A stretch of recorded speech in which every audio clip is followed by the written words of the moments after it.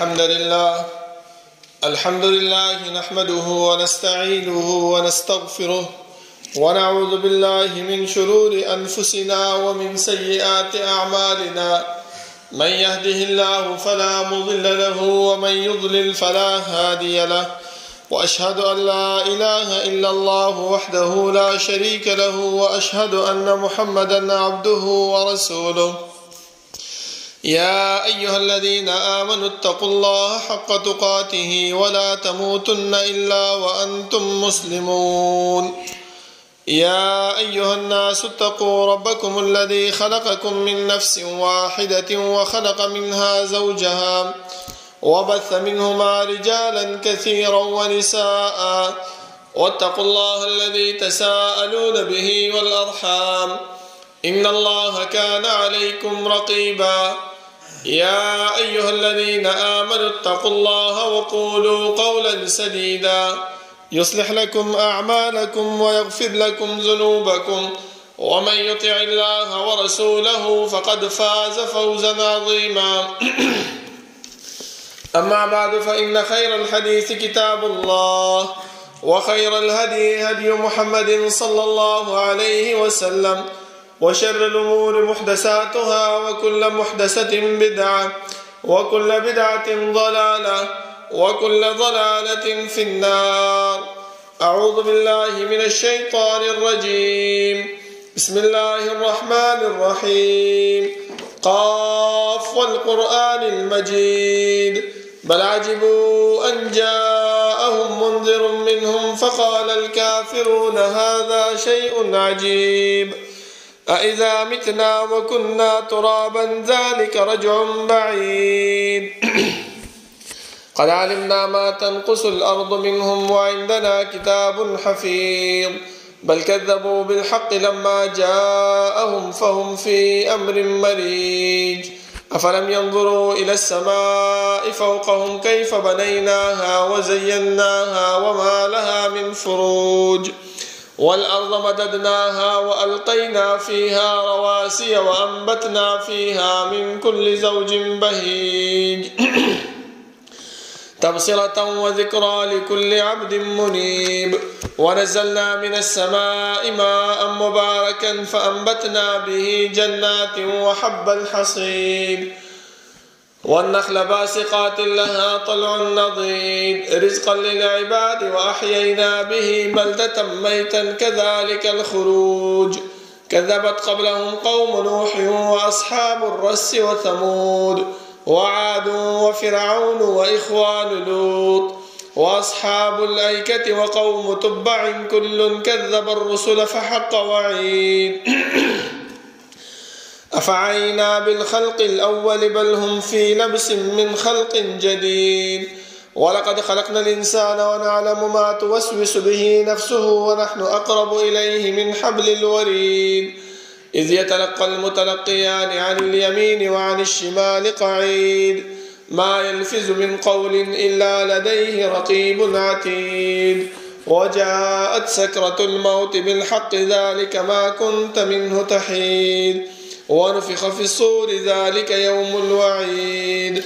وجاءت كل نفس معها سائق وشهيد. لقد كنت في غفلة من هذا فكشفنا عنك غطاءك فبصرك اليوم حديد. وقال قرينه هذا ما لدي عتيد. ألقيا في جهنم كل كفار عنيد مناع للخير معتد مريب. الذي جعل مع الله إلها آخر فألقياه في العذاب الشديد. قال قرينه ربنا ما أطغيته ولكن كان في ضلال بعيد. قال لا تختصموا لدي وقد قدمت إليكم بالوعيد. ما يبدل القول لدي وما أنا بظلام للعبيد. يوم نقول لجهنم هل امتلأت وتقول هل من مزيد. وأزلفت الجنة للمتقين غير بعيد. هذا ما توعدون لكل أواب حفيظ. من خشي الرحمن بالغيب وجاء بقلب منيب. ادخلوها بسلام ذلك يوم الخلود. لهم ما يشاءون فيها ولدينا مزيد وكم أهلكنا قبلهم من قرن هم أشد منهم بطشا فنقبوا في البلاد هل من محيص إن في ذلك لذكرى لمن كان له قلب أو ألقى السمع وهو شهيد ولقد خلقنا السماوات والأرض وما بينهما في 6 أيام وما مسنا من لغوب فاصبر على ما يقولون وسبح بحمد ربك قبل طلوع الشمس وقبل الغروب ومن الليل فسبحه وأدبار السجود واستمع يوم ينادي المناد من مكان قريب يوم يسمعون الصيحة بالحق ذلك يوم الخروج إنا نحن نحيي ونميت وإلينا المصير يوم تشقق الأرض عنهم سراعا ذلك حشر علينا يسير نحن أعلم بما يقولون وما أنت عليهم بجبار فذكر بالقرآن من يخاف وعيد اللهم صل على محمد وعلى آل محمد كما صليت على إبراهيم وعلى آل إبراهيم إنك حميد مجيد اللهم بارك على محمد وعلى آل محمد كما باركت على إبراهيم وعلى آل إبراهيم إنك حميد مجيد بسم الله الرحمن الرحيم وسارعوا إلى مغفرة من ربكم وجنة عرضها السماوات والأرض أعدت للمتقين الذين ينفقون في السراء والضراء والكاظمين الغيظ والعافين عن الناس والله يحب المحسنين. دا الله رب العالمين حمد و ثناء او جناب محمد رسول الله صلی الله علیه وسلم باندې درود و سلام نه بعد زما معزز و محترم الله رب العالمین چې موږ د دنیا کې پیدا کړیو نو زموږ د پیدایش مقصد هغه مهمل او بیکاره او عبث نو بلکې الله رب العالمین د دنیا ته چې آدم علیه السلام را لېږلی نو هغه ته همدغه خبره کړې وه چې ای آدم علیه السلام ته خو دنیا ته روانې خو دا دنیا د لږ شان د ژوند تېرولو او د فایدې اخیستو ځای دی بیا به ته چې کوم دی ابدالابد زما خواله به راځې په دې کې چې کوم محنت او کوم کوشش ته وکړي کوم ښېګړه ته وکړي د هغې ثمره د هغې فایده د هغې جزا هغه به ته دلته مومي که چېرته ښه کار دې کړی نو جنت به درته حاصلېږي او که چېرته په غلطه لار باندې روان شوی وي نو بیا به جهنم ستا مقدر ګرځي ځکه الله رب العالمین آدم علیه السلام ته فرمایي چې قل اهبطوا منها جميعا فإما يأتينكم مني هدى فمن تبع هداي فلا خوف عليهم ولا هم يحزنون. ای آدم علیه السلام دنیا ته خو روانې خو دنیا ته د تګ سره تا پسې به زما له طرف نه به یو قائد یو استازی راځي د هغې تابعداري او د هغې خبره به تا باندې لازمه ته به یې منې که چېرته ودې منله نو جنت ستا مقدر دی او که ودې نه منله نو جهنم ستا مقدر دی.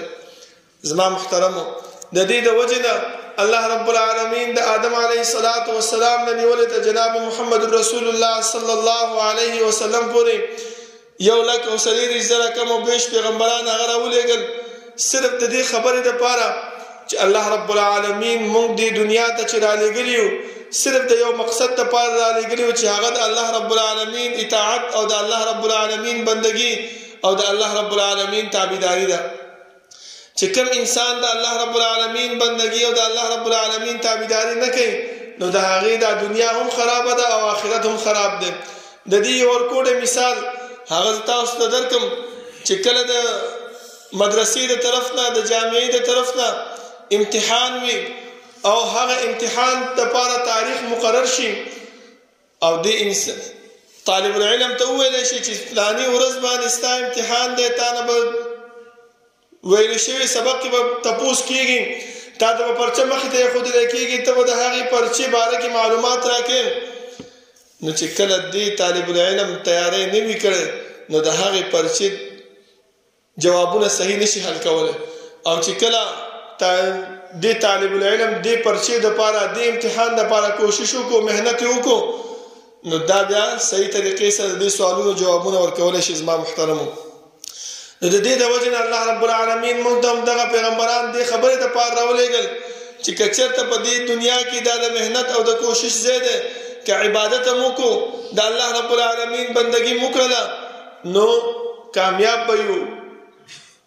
قبر کې چې کوم ممتحنین زموږ خواله به راځي، زموږ نه چې سوالونه کوي د هغې سوالات جوابات به موږ صحیح ورکولی شو.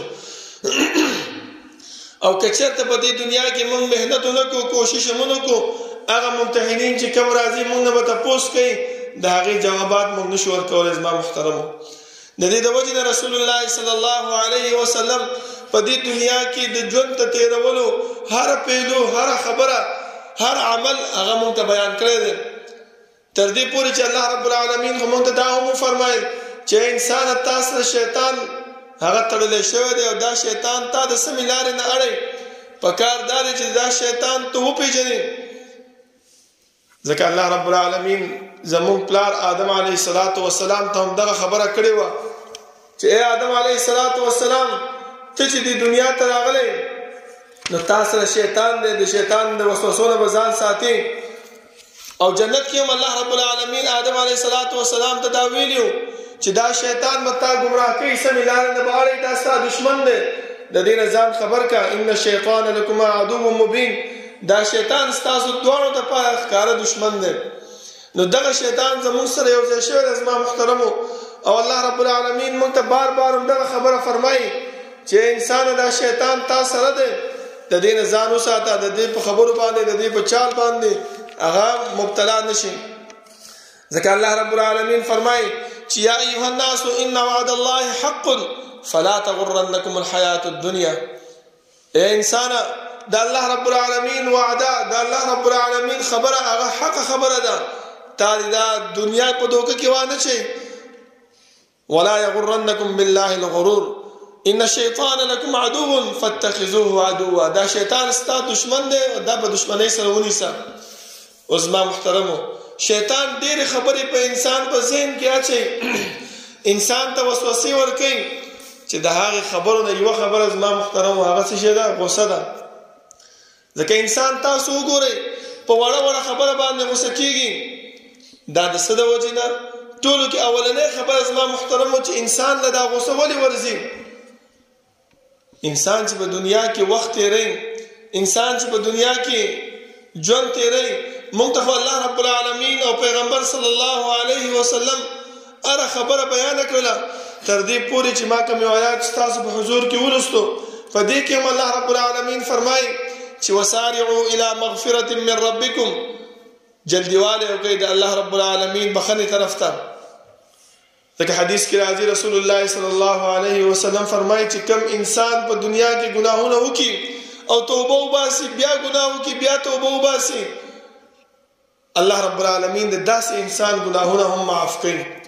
خو هغه انسان ګناه نه معاف کوي چې ګناه کوي او توبه نه وباسي. ځکه زما محترمو موږ ټول ګناهګار او خطاکار یو. پکار دا دی چې شپې په کټ کې سملو نو چې توبه وباسو او بیا په کټ کې سملو. زما محترمو ځکه رسول الله صلی الله علیه وسلم تاسو وګورئ چې الله رب العالمین د ګناهونو نه معصوم ګرځولی، د ګناهونو نه پاک ګرځولی، خو بیا هم هغه وایي چې زه د ورځې د سلو زیات کرتی استغفار الله رب العالمین ته کوم. چې پیغمبر استغفار وایي نو ما او تا خو ډېر ګناهګار یو زما محترمو، موږ ولې نه کوو؟ نو راځو خپل خبرې مقصد طرف ته چې دا غوسه دا انسان ته ولې ورځي، د دې څه اسباب دي او بیا د دې علاج څه شی دی چې انسان هغه علاج وکړي چې د انسان هغه غوسه په هغه وخت باندې کنټرول شي. نو اسباب زما محترمو ټولو کې اول چې علماو ذکر کړی دی هغه اسباب څه شی هغه تکبر دی. ځکه انسان چې کله متکبر وي په هغې باندې سمه خبره وړه خبره هغه په هغې باندې ډېر بده لګېږي. اوس هر انسان د خپل ګریوان د سوچ وکړي. دا خبره زه ځکه تاسو ته بیانوم د غوسې چې موږ طلبه کرام یو، علم د زده کړې دپاره راغلي یو. موږ ته چې څوک وړه خبره وکړي موږ سمدستي جذباتو نه کار اخلو. یو طرف ته مسافري ده، یو طرف ته ځواني ده، او یو طرف ته د مشر د طرف نه وینا ده. دا ټولې خبرې چې موږ ته مخې ته ودرېږي نو موږ له سم غوسه راځي. زما محترمو نو پکار دا دی چې د دې غصې مونږ تدارک وکړو، د دې نه ځان وساتو. رسول الله صلی الله علیه وسلم فرمایي لا يدخل الجنة من كان في قلبه مثقال ذرة من كبر. چې انسان په زړه کې تکبر موجود وي زما محترم لوی موجود وي، دا لوی په څه وجه باندې انسان کې راځي؟ دا لوی په انسان کې په دې وجه باندې راځي چې یا د نسب نه خوي، یا شکل الله رب العالمین ولا خسته ورکړي وي، یا چې کوم دین الله مال ورکړي وي، مال او دولت وسره ډیر وي، په دې خبرو باندې انسان سره تکبر او لوی راځي. ځکه زما محترمو تاسو چې په هاستل کې پاتې کېږئ تاسو وګورئ چې کوم انسان غوسه کېږي ډېر زر، نو په هغې کې یو کبر موجود وي، او دا کبر هم یا د مال د وجې نه، یا د ښایست د وجې نه، یا د نسب د وجې نه، یا نور داسې اسباب دي چې د هغې په وجه باندې د انسان کې دا کبر راځي. او پیغمبر فرمایي چې د ذرې موافقت باندې کبر تا کې موجود و، نو الله رب العالمین تا جنت ته نه بوځي. او دلته الله رب العالمین فرمایي چې وجنت عرضها السماوات والارض، او هغه طرف ته جلدیواله وکړي، او هغه جنت ته په جلدیواله وکړي چې د هغې پلنواله د اسمانونو او د ځمکې مقدار برابر دی. یو طرف ته موږ کې غصه موجود ده، بل طرف ته الله رب العالمین وایي چې غصه مه کوه، د جنت دپاره تیاری وکړه، محنت وکړه، کوشش وکړه. د دې نه به زما محترمو ځان ساتو. دویم بد اخلاقي، او دغه بد اخلاقي صفت زما محترمو زموږ طلبه کرامو کې ډېر زیات دی. په وړه وړه خبره باندې موږ استاد سره هم نښلو، په وړه وړه خبره باندې موږ مشرف سره هم نښلو، په وړه وړه خبره باندې موږ مشر طالب العلم چې کوم امیران موږ باندې مقرر شوي دي هغه سره هم نښلو. دا بد اخلاقي سبب څه شی دی زما محترمو؟ دا غصه انسان باندې څه راځي؟ د بد اخلاقي په وجه باندې راځي. پکار دا دی چې موږ خپل ځان ته اخلاق پیدا کو، خپل اخلاق بهتر کو، برابر کو، چا سره چې ملاویږو نو په کلاو تندي باندې ملاو شو. ځکه رسول الله صلی الله علیه وسلم او الله رب العالمین په موږ باندې دومره مهربان دی. الله دا نه غواړي چې په خپل لاس باندې پیدا کړی شوی انسان هغه راوالي او جهنم ته وغورځوي. ځکه تاسو وګورئ د دنیا ماحول هم دی، دنیا کې چې کله یو انسان یو شی جوړ کړي، تاسو یو کاپي راوالی یو قلم باندې چې یو شی جوړ کړئ، یو لیکل ښایسته وکړئ او یو ډرایینګ ښایسته جوړ کړئ، بیا هغه تاسو شلوئ نه، بلکې هغه ځان سره محفوظ انسان ږدي. څوک مشر راشي، پلار راشي، یا نور څوک راشي، هغه ته وښایي چې پلاره ما دا شی جوړ کړی دی، ما داسې کړی دی. نو همدغرنګه زما محترمو الله رب العالمین هم دا انسان په خپل لاس باندې جوړ کړی. الله فرمایي خلقت بیدیه، ما دا انسان په خپل لاس باندې جوړ کړی دی. نو څنګه الله رب العالمین دا راوالی او جهنم ته وغورځوي؟ دا کېدای شي زما محترمو؟ نشي کېدلی. نو د دې د وجې نه الله رب العالمین موږ ته هغه اسباب ښیي چې انسان د دې نه ځان وساتي، د جهنم نه بچ شي. او د بد اخلاقۍ سبب هغه هم زما محترمو دغه کبر دی. زما محترمو دغه لویي ده چې انسان بد اخلاقه کېږي. او رسول الله صلی الله علیه وسلم فرمایي چې المؤمن غر کریم والفاجر خب لئیم. مؤمن چې کوم دی هغه عزتمند دی، او فاجر هغه چې دی نو ذلیل انسان دی. زما محترمو نو ولې موږ د انسان سره بد اخلاقي وکړو؟ ځکه یو انسان چې په هغه کې اخلاق موجود دي او هغه خپل ورور سره، مسلمان ورور سره چې کوم دی په کلاو تندي باندې ملاویږي، نو رسول الله صلی الله علیه وسلم دغه انسان د پاره صدقه ګرځولې ده. چې یو انسان راځي سهار وختي بل ورور ولا راشي مسلمان او هغه ورسره ملاو شي، دا ورسره کلاو تندي ملاو شي. زما محترمو نو رسول الله صلی الله علیه وسلم فرمایي دا د دې انسان د پاره صدقه ده. نو پکار دا د زما محترمو چې د دې اسبابونه موږ ځان وساتو، نو الله رب العالمین زموږ چې دی نو زندگی خسته تیره کی، او چې کوم جنت الله رب العالمین موږ له تیار کړی دا هغه جنت مستحق به موږ ګرځېږو. په بل حدیث کې رسول الله صلی الله علیه وسلم فرمایي من حسن الاسلام المرء ترکه ما لا یعنیه. د انسان د اسلام ښایستوالی په څه باندې راځي؟ هغه څه باندې راځي زما محترمو چې څه د سره مناسب نه هغه پرېږدي. اوس طالب العلم ته خپل ځان سره سوچ وکړه چې ته دلته جامع ته راغلی، څه دپاره راغلی؟ د علم د زده کړې دپاره. اوس د علم سره تکبر ښایېږي؟ نه. علم سره بد اخلاقي ښایېږي؟ نه. علم سره غصه ښایېږي؟ نه. دا ټولې خبرې ته پرېږده. اوس زما محترمو، ټیک د تا باندې به سخته راځي، کله به د خوراک د طرف نه سخته راځي، کله به تا باندې بسترې د طرف نه سخته راځي، کله به تا باندې چې د پیسو د کموالي د وجې نه سخته راځي، کله به ته استاد مشرف دیو به ته سخته خبره کوي چې داسې وکړه هغسې وکړه، دغه سختي به راځي، خو دغه سختي به ته وروسته غورځوې. ولې دغه خبره مقدم کا چې زه چې دلته راغلی یم د علم د زده کړې دپاره راغلی یم، په علم کې دغه خبرې راځي، دغه سختې راځي، دا به زه برداشت کوم، هله به الله رب العالمین ما له علم راکوي. که دغه خبرې موږ برداشت نه کړو او مشرف سره هم نه خلو، استاد سره هم نه خلو، بد اخلاقي کو په وړه خبره باندې، د دې څخه به موږ وځو، نمبر به ښه والو، سند به ښه ممتاز واخلو، خو الله رب العالمین به موږ نه د علم کار وانخلي. زما محترمو، ولې دغه بد اخلاقي، دغه تکبر دا د الله رب العالمین خوښ نه دی. زما محترمو، بل دا دی چې مظلومیت، یو انسان مظلومه دی، دا هم د غصې یو سبب دی. زما محترمو، ځکه تا باندې چا ظلم وکړو او ته مظلوم یې، انسان نه سب نسی غصه ورشي چې دې ته وګورو دا دی وغه دی. نو زما محترمو، د دین هم ځان ساتل پکار دی. رسول الله صلی الله علیه وسلم هغه فرمایي چې د انسان مال د صدقې د وجه نه کمیږي او نه الله رب العالمین دی انسان نه چې اوچتواله ورکوي، هغه په څه باندې ورکوي؟ په تواضع او په عاجزۍ باندې ورکوي. ټیک د تا باندې چا ظلم وکړو، زیاتۍ در سره وکړو، ته د الله رب العالمین دپاره هغه معاف کړه او د هغې بدله ته چا ته پرېږده؟ الله ته پرېږده. الله رب العالمین عزیز ذو انتقام ذات دی، د داسې انسان نه به خپله بدله اخلي. زما محترمو، الله هم فرمایي چې والذین یجتنبون کبائر الاثم والفواحش واذا ما غضبوا وهم یغفرون. کله چې غصه ورشي هغې ته بخښنه کوي، ځکه هغه ته پته ده چې زه مظلوم یم، خو دا خپل مظلومیت چا ته پرېږدي؟ الله رب العالمین ته پرېږدي او غصه ونه کړي. نو الله رب العالمین بیا داسې خلکو دپاره څه شی دی؟ وجنة عرضها السماوات والارض، داس جنت تیار کړی. زما محترمو، بیا فرمایي چې اعدت للمتقین، دا جنت چاله تیار کړی شوی دی؟ دا متقیانو له تیار کړی شوی. متقی څوک دی؟ ينفقون في السراء والضراء والكاظمين الغيظ والعافين عن الناس، چې غصه سکونکي وي او عفو کوونکي وي خلکو ته.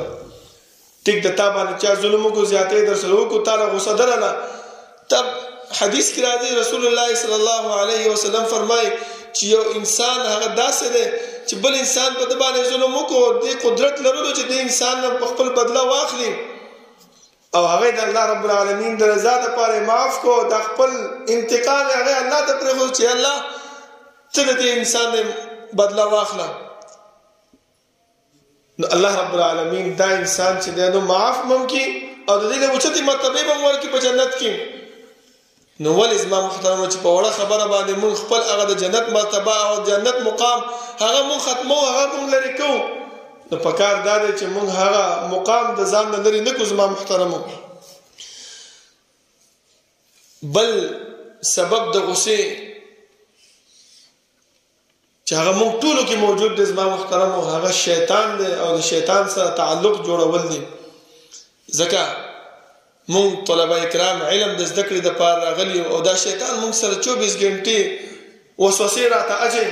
دا راته وایي چې ګوره سختي ده، کور کې ښایسته ترکاري ده، دلته څنګه ترکاري ملاویږي؟ کور کې ښایسته فوم دی، ښایسته بستره ده، دلته څنګه بستره باندې پروت دی؟ کور کې داسې باچاهي ژوند دی، داسې ژوند دی، دلته څنګه دغه دی؟ دا ټولې وسوسې زما محترمو شیطان اچوي. د څه د وجې نه چې دا انسان د دې علم نه لرې شي، دا انسان د دې علم نه په بل طرف باندې روان شي او د علم حاصل نه کړي. زما محترمو، نو پکار دا دی چې موږ د شیطان سره تعلق ونه ساتو. او شیطان هم دغه خبر راته کوي چې یاره دا استاد چې بې ځایه زیاتۍ کوي، غصه وکړي، دا مشرف صاحب بې ځایه زیاتۍ کوي او دا انسان ته بړکا وکړي، غصه وله ورولي. نو د شیطان سره تعلق زما محترمو هغه نه دی کول پکار.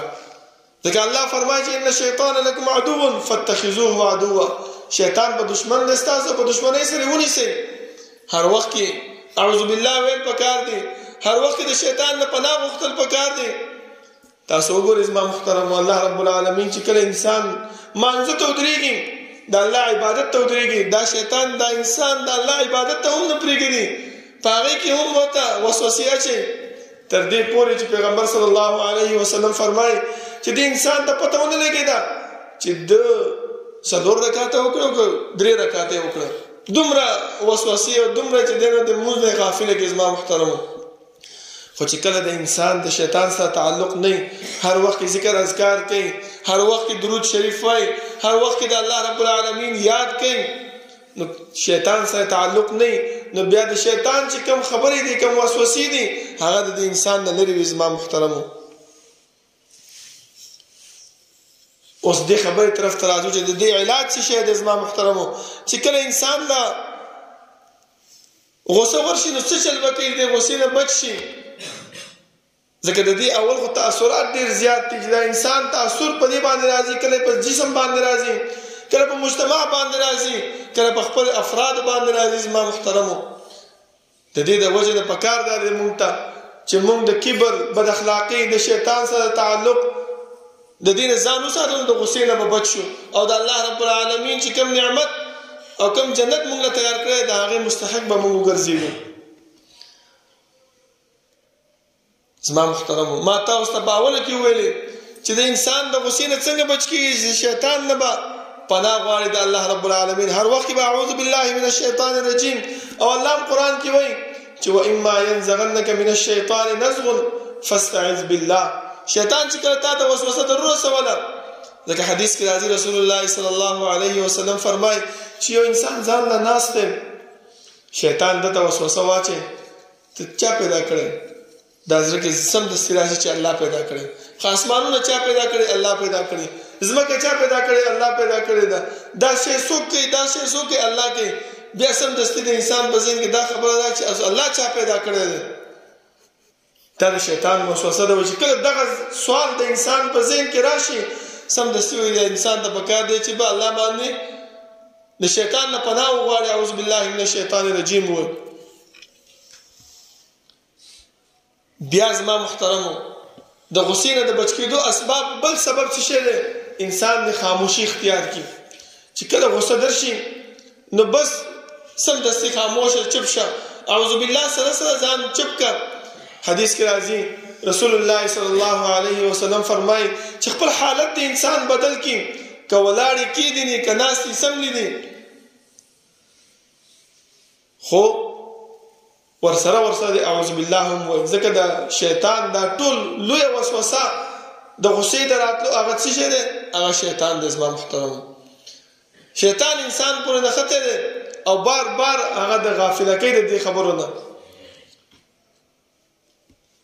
ځکه زما محترم چې کله الله رب العالمین دا د استغفار آیاتونه را نازل کړل شیطان ډیر خفو چې یاره الله رب العالمین د استغفار آیاتونه را نازل کړل مونږ به اوس څه کوو مونږ چې کوم مهنت د ټولو ورځې وکړو هغه ضایع لاړ شي دا انسان چې دی توبه وباسي استغفار وایي الله رب العالمین زموږ خواري ټوله برباد کړي دا انسان معاف کړي بیا د ده سره چې کوم فوجو هغه ورته وایي چې مشره په خفه کېږه مه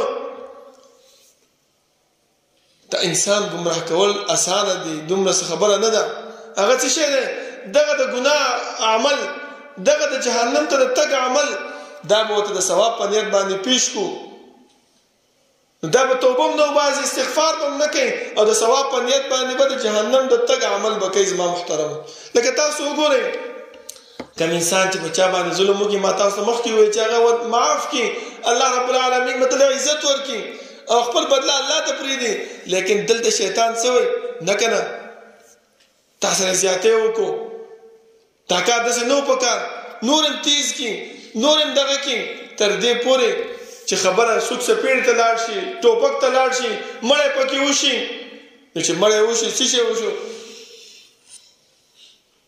الله رب العالمین فرمایي چې ومن یقتل مؤمنا متعمدا فجزاؤه جهنم خالدا فيها چا چې مړی وکړو زه کوم ځای جهنم دی همیشه لپاره په جهنم کې اوسېږي خبره څه شی زما محترمو همدغه شیطان وسوسه وه چې هغه په انسان په ذهن کې دل او دماغ کې واچولو او دا انسان چې دی نو تر د جهنم ته د تګ دپاره ذریعه وګرځوله نو حالت بدلول پکار دی. د دې د وجې نه بل چې کوم مخې ته تا سره چا زیاتې کړی دی هغه معاف کړي. معافي زما محترم الله رب العالمین د دې ډېر اجر او ثواب ذکر کړی دی چې کوم انسان معافي کوي الله رب العالمین دته د کوم نه لوی مرتبه ورکړي، جنت ولا ورکړي. ځکه عاجزي او انکساري دا د الله رب العالمین ډیر زیات خوښه ده چې کوم انسان خپل ځان کې عاجزي پیدا کړي، کوم انسان په خپل ځان کې انکساري پیدا کړي، نو دا انکساري او دا عاجزي د الله رب العالمین ډیر خوښيږي. ولې لوی دا د الله رب العالمین صفت دی. او پیغمبر صلی الله علیه وسلم فرمایي چې الله فرمایي چې چا زما دا صادر واخیستو دا زما صادر دی، نو زه د هغې سره چې ګنده په دشمنۍ باندې ورځم. زما محترمو چې چا سره الله رب العالمین دشمني وکړي نو د هغې ځای به څه شی وي، د هغې مقام به څه شی وي، د هغې عمل کار به څه شی وي، هغه به جهنم وي. زما محترمو د الله رب العالمین نه دعا ده چې الله رب العالمین د عمل کولو توفیق راکړي او الله رب العالمین دغه اعمالونه موږ وساتي چې هغه عمل د جهنم د تک ذریعہ ګرځي. اقول قولي هذا واستغفر الله لي ولكم ولسائر المسلمين.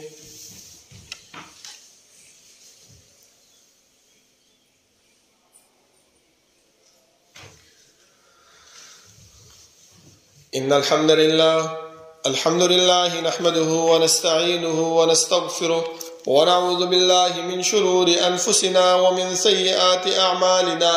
من يهده الله فلا مضل له ومن يضلل فلا هادي له. وأشهد أن لا إله إلا الله وحده لا شريك له وأشهد أن محمدا عبده ورسوله.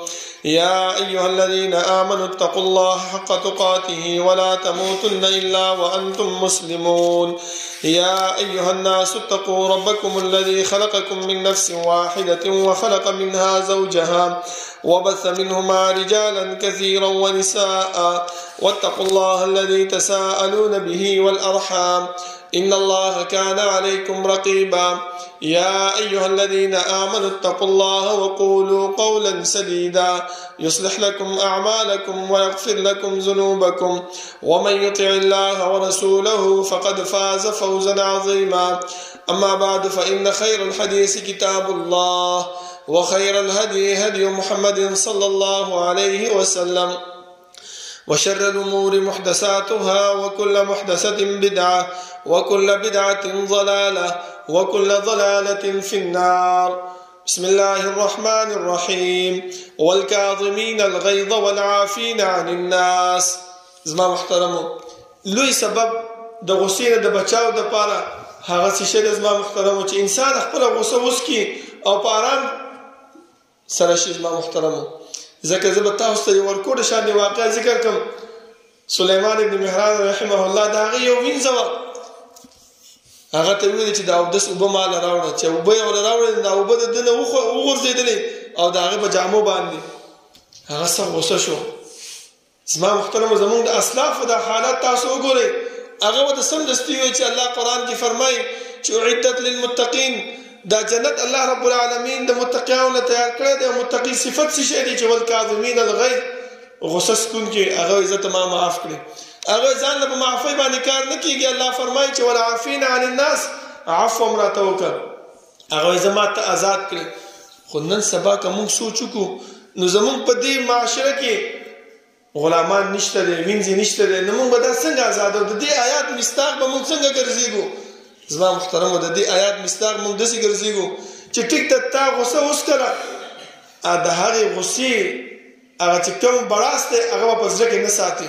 دا نه چې هغه ملګري ته تا چې کوم معافي وکړله هغه ستا مخې ته راشي او تا د غاښونو کلچې چې د ما سره بلو زیاتې کړو خو ما د الله دپاره معاف کړو زه به د ده داسې هغسې وکړم. دا خبرې زما محترمو د والعافین عن الناس د دې مصداق موږ نه ګرځېږو. زما محترمو ځکه بعض علما دا هم فرمایي چې یو انسان عفو وکړي خو دا کار دی بیا نه کوي چې یو ځای کې ناست مجلس ناست دی او دا ورشي او ورته وایي هلکه تاسو خبر نه یې افلاني ما سره داسې کار وکړو ما د الله دپاره معاف کړو. بل ځای ته لاړ شي مجلس ناست دي هغو ته وایي چې افلاني ما سره دا کار وکړو ما د الله دپاره معاف کړو. نه زما محترمو دغه عمل تاسو وګورئ شیطان انسان ته ښه عمل ښیي چې یاره ورشه خلک خو خبر کړه که نه چې یاره تا دا نیکي وکړله خلک خبر کړه. خو الله رب العالمین څه فرمایي چې د خلکو ته د خپل هغه نیکي وښودله ریا دې وکړله په ریا باندې ستا هغه عمل څه شو برباد شو. نو پکار دا دی زما محترمو خاص کر زموږ طلبه کرام چې یو پکار دا دی چې موږ کوم عمل کوو خالص د الله رب العالمین د رضا دپاره وکړو او خپل زړه کې هر قسم ته مصیبتونه هر قسم ته چې کوم وسوسې د شیطان د طرف نه راځي هغه موږ د خپل ځان نه لرې کړو. الله به الله موږ له علم نافع هم راکوي او الله به الله رب العالمین موږ ته کامیاب هم ګرځوي. زما محترمو ځکه مخکې ورځو کې دلته مدیر صاحب تاسو ته خبرې وکړلې د حالات د وخت وجه نه چې مهنګایي ده که کوم شی تاسو ته ملاویږي په هغې باندې شکر ادا کړئ د الله رب العالمین ذکر اذکار وکړئ په دې باندې. مونږ څه شی وکړو زما محترم مونږ چې د دې نه لاړو ما خپله وکتل بعضې هلکان داسې یو تر دې پورې چې د غټ هلکانو په مخ باندې ګیرې وي چې کوم کار به یم کولی وایي چې هلکه مهنګایي ده داسې وکړه هلکه مهنګایي ده داسې وکړه. هلکه دې خبرو ته څه ضرورت دی تاسو ته چې مشر د طرف نه کومه خبره وشي په هغې باندې تاسو څه وکړئ عمل وکړئ تاسو نه وروستو شوي تاسو ته یاداشت کړئ تذکره کوئ. الله رب العالمین فرمایي چې وذکر فإن الذکرى تنفع المؤمنین دغه ذکر اذکار دغه د علم طرف ته رابلل دا د الله رب العالمین نه ویره د الله رب العالمین په نعمتونو باندې شکریه ادا کول دا تاسو ته د هغې یاداشت درته وکړو چې یاداشت یې وکړو نو الله رب العالمین په دې باندې ستاسو مرتبه نور هم اوچته کړي.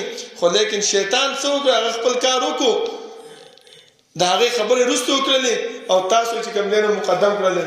نو د الله رب العالمین دعا ده چې الله رب العالمین دې زمونږ نه هغه اعمال وباسي چې هغه د جهنم د تګ ذریعه ګرځېږي او په هغې باندې الله رب العالمین زمونږ نه ناراضه کېږي.